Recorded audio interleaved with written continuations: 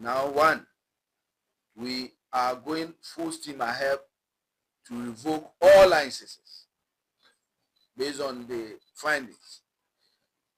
All licenses, small-scale licenses that were issued from December 7th is hereby revoked. Whether you have EPA license, because the finding is very clear. Those licenses from December 7 were rushed, the due processes were not followed, and the right things were not done. People will have the opportunity to appeal to make sure the right things are done. But our whole focus is to make sure that the right things are done. Secondly, the existing community mining schemes are in name only, as I've said, although the basis for which they were funded were to benefit the community. However, the findings indicate that this is not the case. They have not been, they are to be disbanded and replaced with small-scale mining cooperatives that actually serve and benefit the communities. These cooperatives will be formed after due diligence with the communities involved, properly represent the communities. It is also very clear that the current regime, the current licensing regime is fraught with so many problems. So we are establishing with immediate effect a technical small-scale mining review committee to review all existing small-scale mining licenses.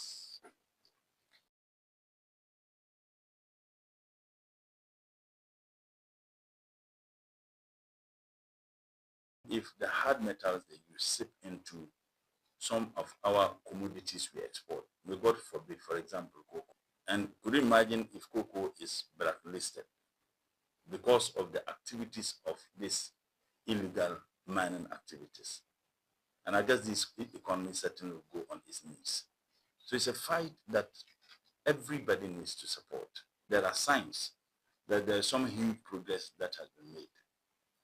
Now, if you had 9 forest areas that were completely overtaken by armed wielding men, some of whom not Ghanaians, and the security agencies in collaboration with the ministries have been able to at least liberate. I call it liberate because we liberated our forest areas, those 7 areas, from this group of terror.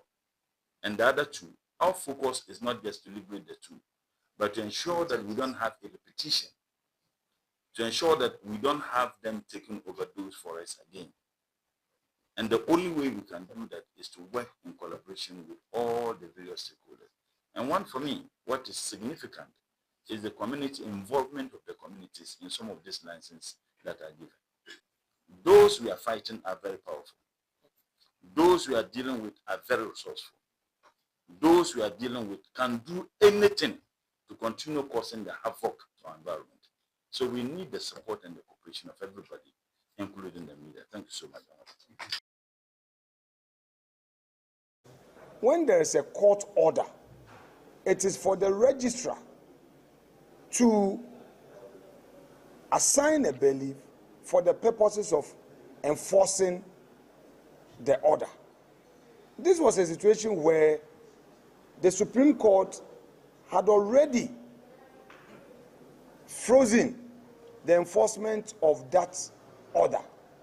So for a week after the ruling of the court, to hear that now state security operatives were harassing the member of parliament in his constituency, but for the intervention of his constituents, they were armed with pickup vehicles, and in fact, they actually pulled a weapon, a pistol, on the MP, trying to threaten him, to force him into the pickup. I think that the NDC government must know that this country is a country of rule of law. And I can assure the government that today a question will be filed for the Attorney General to come and answer the circumstances leading to the judiciary in Eastern Region, the High Court in Eastern Region, colluding with the National Security Coordinator, and for that matter, the NIB, to attempt enforcing an order which order the higher court, the Supreme Court, had already placed on ice. And where in this country have we ever witnessed such a thing? And for the first time, the minister was justifying that it was right because when a state security official becomes aware of a court order, it is within that state security official's right and mandate to enforce a court order. I've never heard this before, and we are not going to rest on this matter.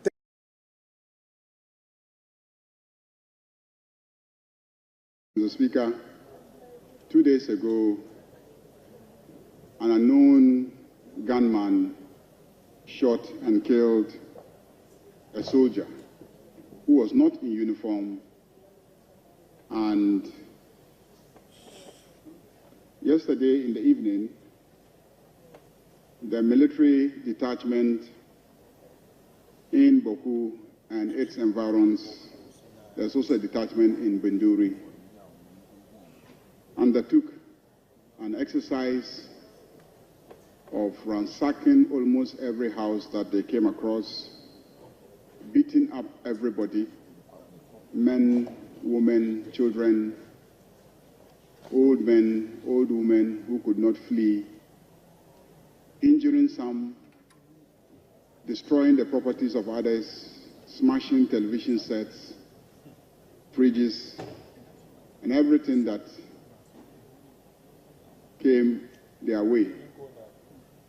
Mr. Speaker, I made several calls, tried to urge them to stop. They did not. And this morning they continued. And as we speak, the military, the soldiers are still carrying on the operation of beating up everybody that they come across in the town. So, Speaker, let me express my most sincere condolences to the family of the soldier who was killed. I will never condone the killing of anyone, especially a soldier who has left his family and has come to help us establish law and order in the Boku area. And I've urged the law enforcement agencies, the military, the police, work with the community leaders to try and investigate and identify the person behind this unwarranted, gruesome exercise of killing a soldier who has come to help us maintain peace in the place.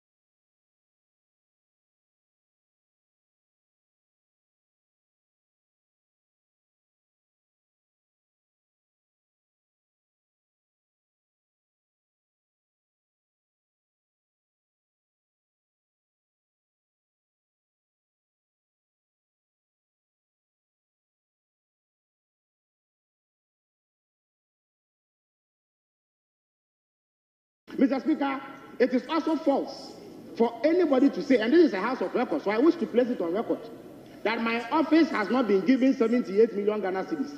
There are 3 agencies that I superintend, namely the Ghana Broadcasting Corporation, the Information Service Department, and the Ghana News Agency.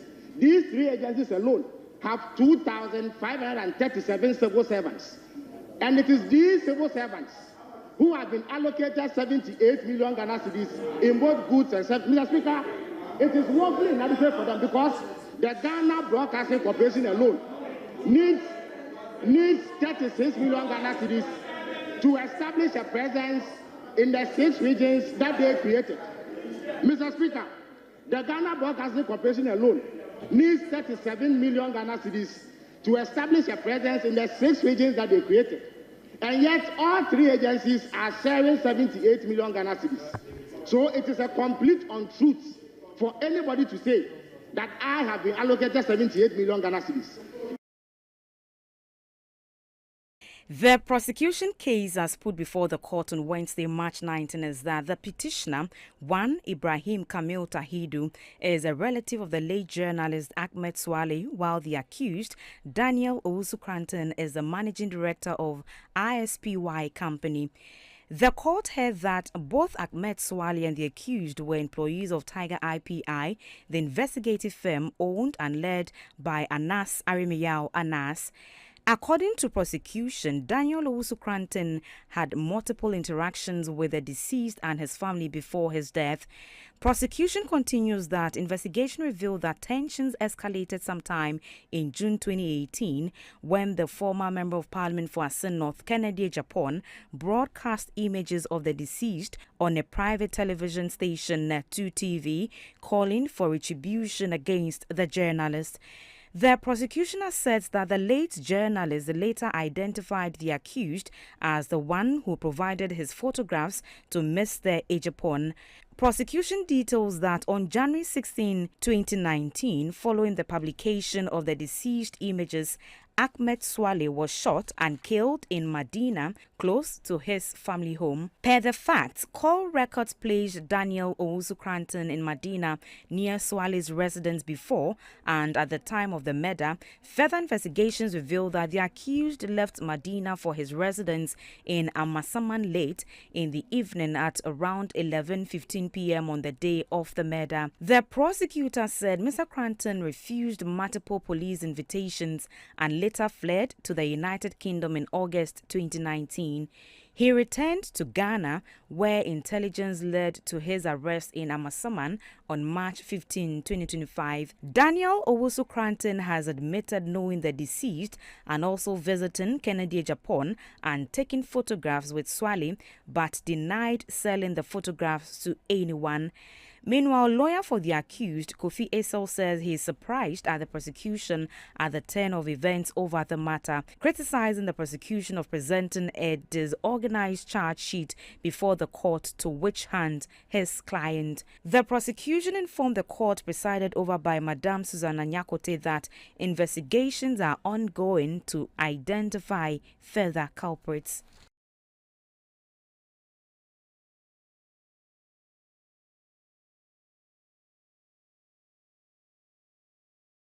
Anas Arimiyao Anas and his legal team filed the lawsuit on May 17, 2022 in the Essex County Superior Court, accusing former lawmaker Mr. Kennedy Ejapon and media personality Frederick Isamwa of making defamatory statements against Anas during an episode of the Daddy Fred Show, an online program hosted by the second accused in the United States.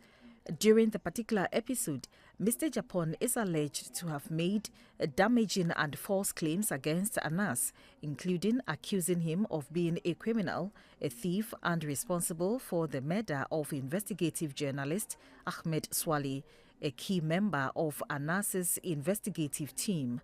Ahmed Swale was murdered in 2019 following the release of Number 12, an investigative report that exposed alleged corruption in Ghanaian football. The court documents say specific allegations made by Mr. Ejapon, including falsely claiming that Anas had been convicted of crimes in Ghana, accusing Anas of orchestrating Ahmed Swale's murder, claiming that Anas was responsible for the deaths of multiple Chinese nationals in Ghana, and also labeling him a thief.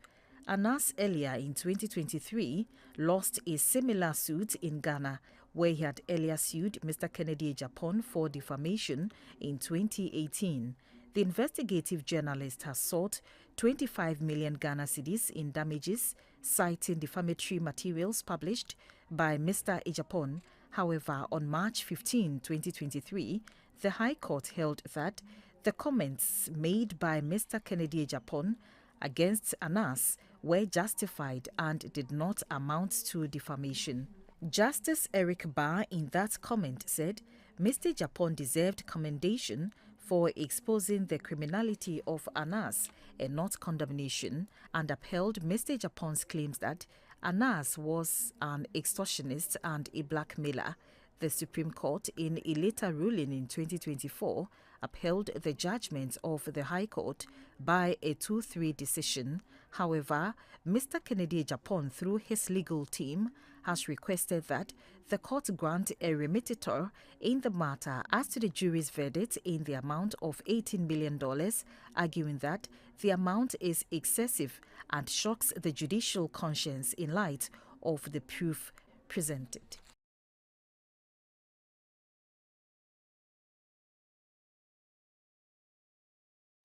It is not clear when the new policy will kick in, but ending the subsidy will lead to a rise in the price of petrol and could have a knock-on effect on other prices.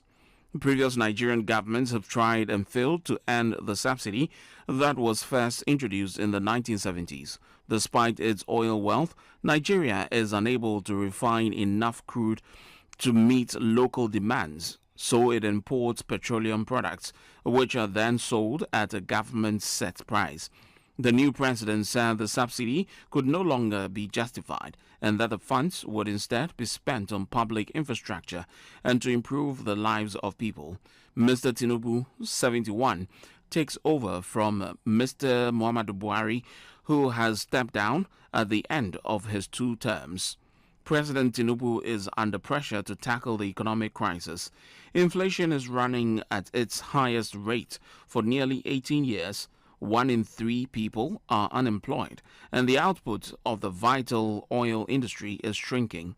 Mr. Tinubu acknowledged these challenges in his speech, saying his team would release its economic roadmap in the coming weeks, but pointed out that interest rates were too high. He won the election in February with 37% of the vote.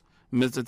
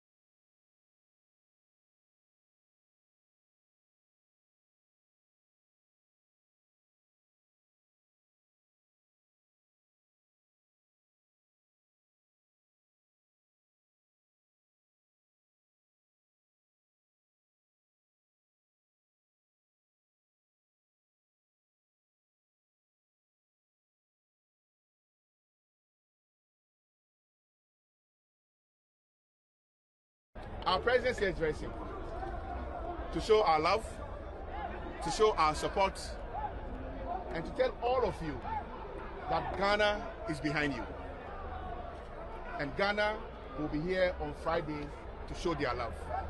Just have the trust in each other, let's believe in each other, and let's stay together on the pitch for Ghana. Thank you. We're going to be with you all through. As I told those we met yesterday, there's no better player on this continent and beyond than those of you here. You are the best. That is the mentality you should go onto the pitch with. You are the best. This is a team game. See yourself as the best. If you ever heard anything outside, that should not determine what you do. You are the best. That is the position of the country. We are solidly behind you. Don't play with the mindset that anybody is against you. No. We are with you all the way. Whatever you think, whatever you ever thought, is past. We are with you and we will be with you. Tomorrow we will be here in a different form. I will tell you how we're going to be here, but we're going to be here in a different form. The FA president said a large delegation. Maybe we will see even a larger delegation and a heavier delegation again tomorrow because we are with you. And so for those of you who were not here yesterday, we welcome you. And Ghana is behind you. Thank you. Again, my teammates, I'm sure you guys that we're ready for the battle, and we'll give our all. We know the first task is on Friday, and we'll make sure that we get the 3 points. We know we're in a difficult situation, but we'll make sure that we turn it around. And when I see you guys coming, I know that definitely Friday is going to be a positive result. So I want to thank you guys on behalf of my teammates, thank everyone, and hopefully Friday we'll all be happy at the end of the game. Thank you. Speaker, the Black Stars technical team has assured my ministry that all necessary preparations have been made and that the players are in high spirit, ready to give their all for the nation. This commitment is evident in the call-up squad released by the head coach. Beyond the tactics and selection, the technical team is tasked with instilling a winning mentality in our players. We must restore pride in the Black Stars jersey and ensure that our national team once again becomes a force to be reckoned with in African and global football. Be fine. Ghana be share 3. Mr. Ghana for you now say the best they are twem di they are twem. The way name no na doors nti obi an bomodin some baba be support Black Star no na bibia enko so fine. With the bashing left and right going straight to the players and the coaches, it should at least reduce. We know that on Friday there will be a great performance from the players and hopefully Ghana will qualify for the 2026 World Cup. 2 days 2 days be sure mo. Kuluzi your go. And it's semenyo. Omuna ombet ma ya de. Ya pese omuma ya keep a chance. Benjamin Asari. We're going to show them that this is Ghana. We are a football nation. Coming Friday, we are all expecting something very exciting at the venue. Friday, Numuasmo, about 3-0. I remember Monday, Namaka Benjamin Asari, Adumo, Polemi, Inake Willem, 1 goal, Antoine Semenyo, 1 goal, Mindanesi. I think we don't have to be complacent. Even though we are playing at home, we should be very focused on the game, and then we have to score as many as we want. We want, or as many as we can. It's a win. It's a must win for Black Star. You know, we are thirsty. Like when you want to drink water, and you are thirsty. When you get the water, you drink it as if you've not drank water for the whole day.